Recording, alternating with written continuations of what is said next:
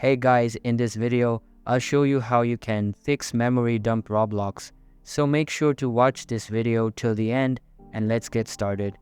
First of all, locate the Roblox game shortcut, right-click on it and open its properties.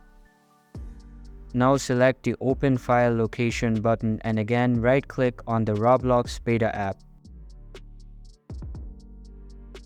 Open its properties, then click on the Compatibility tab at the top.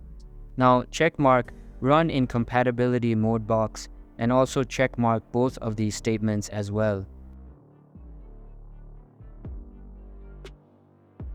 Apply and save the settings, close the folder and search for %local app data %.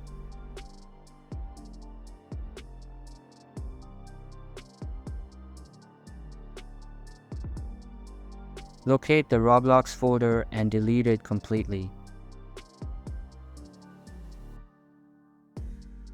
And that's how you can fix memory dump Roblox. Hope you like the video. Thanks.